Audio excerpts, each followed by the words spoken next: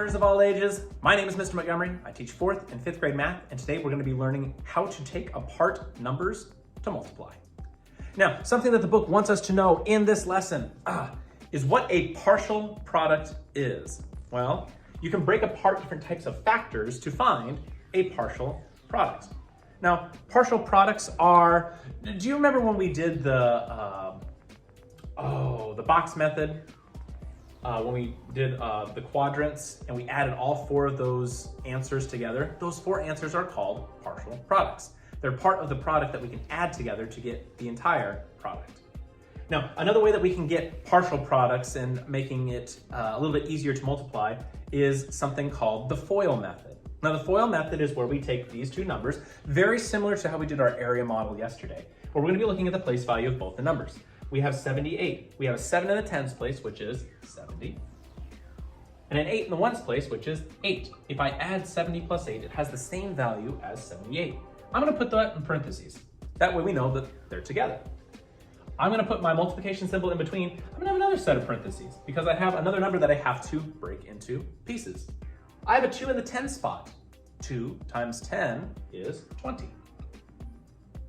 Plus 7 in the 1 spot, well, that's 7 times 1, which is 7.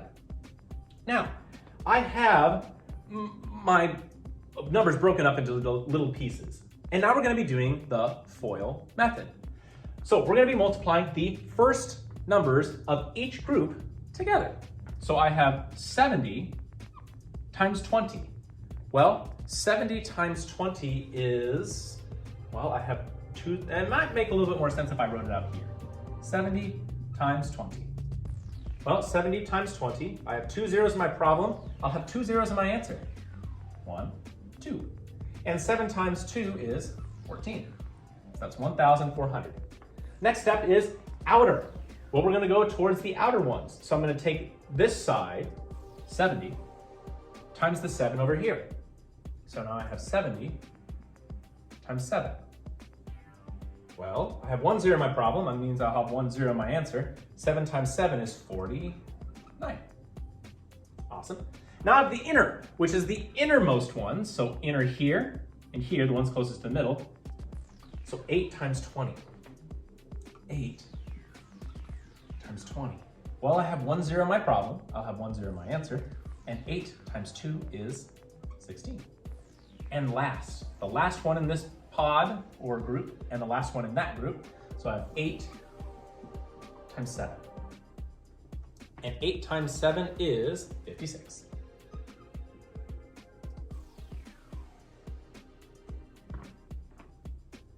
I'll break that up and we're going to talk about partial products.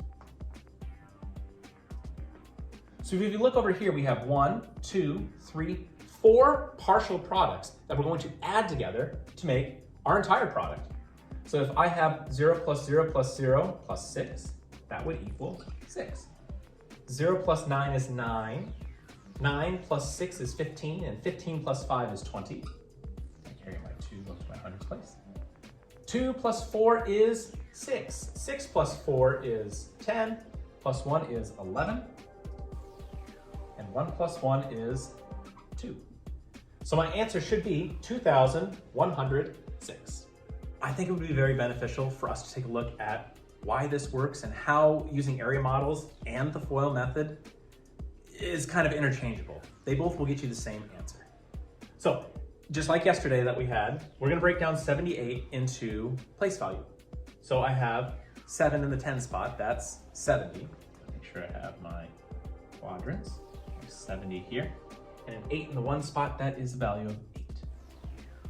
2 in the 10 spot is 2 times 10. 2 times 10 is 20. And a 7 in the 1 spot is 7. So now I can multiply. 7 times 20. Well, I have 2 zeros in my problem, 2 zeros in my answer. 7 times 2 is 14. All right. Now I have 7 times 7. Or 70 times 7, excuse me. Well, 1 zero in my problem, 1 zero in my answer. 7 times 7 is 49. Then I have 20 times 8. 1 zero in my problem, 1 zero in my answer. 2 times 8 is 16. And 8 times 7, which is 56.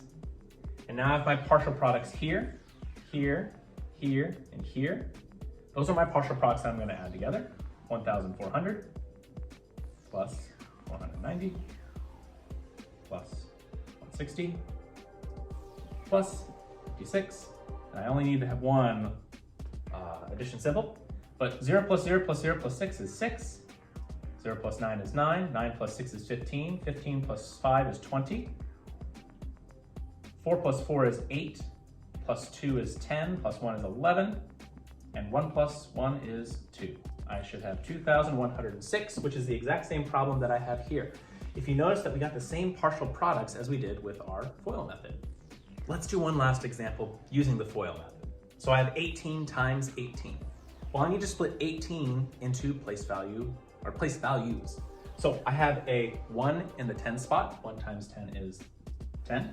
And an 8 in the 1 spot, which is 8. And I'm going to add those together to show, and put in parentheses, to show that the value of 18 can be broken up into 10 and 8. Now I have my multiplication symbol. I have the exact same number, which is broken down the same exact way. A 1 in the 10 spot, which is one group of 10, which is 10. And an 8 in the 1 spot, which is 8 times 1, 8. So I have my two sets of parentheses. Now I can do my FOIL. I'm going to do the first numbers of each group. 10 times 10. Well, 10 times 10, 2 zeros in my problem, 2 zeros in my answer. 1 times 1 is 1. Outer. So I'm going to go outer on this side to the outer on that side, which is 10 times 8. 1 0 in my problem, 1 0 in my answer. 8 times 1 is 8.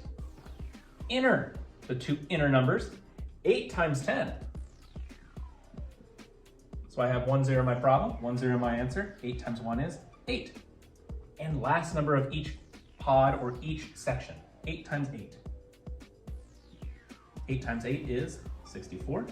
So now that I have all my numbers here and partial products there, I can add them together.